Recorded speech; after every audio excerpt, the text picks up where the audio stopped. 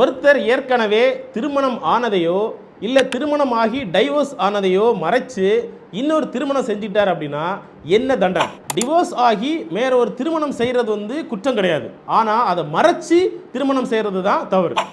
இது சீட்டிங் அல்லது ஃப்ராடுலண்ட் ஆக்டிவிட்டியாக கருதப்படுது. BNS section 316 cheating. ஒருத்தர் அதிக பணத்துக்கோ கிஃப்ட்டுக்கோ இல்லை எமோஷனல் ட்ரெஸ்ஸுக்கோ ஆசைப்பட்டு தான் கல்யாணம் ஆனதையோ இல்லை டைவோர்ஸ் ஆனதையோ மறைச்சு இன்னொரு கல்யாணத்துக்கு ஒப்புதல் வாங்கி திருமணம் பண்ணுறது சட்டப்பூர்வமாக தவறுங்க. இதுக்கு 7 வருஷம் வரைக்கும் சிறை தண்டனை மற்றும் அபராதம் கிடைக்க வாய்ப்பு இருக்குது. பிஎன்எஸ் செக்ஷன் 82 ஃப்ராடுலண்ட் மேரேஜ், இதை பைகாமி அப்படின்னு சொல்லலாம்.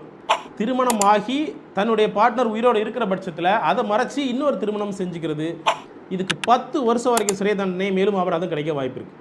ஸோ இந்த மாதிரி திருமணம் செஞ்சதை மறைச்சி யாராவது உங்களை மறுபடியும் திருமணம் செஞ்சிருந்தார் அப்படின்னா சட்டப்பூர்வமாக வந்து டிவோர்ஸுக்கு நீங்கள் அப்ளை பண்ணலாம். மேலும் அவர்கிட்ட வந்து மெயின்டெனன்ஸும் வந்து நீங்கள் வந்து கிளைம் பண்ண முடியும்.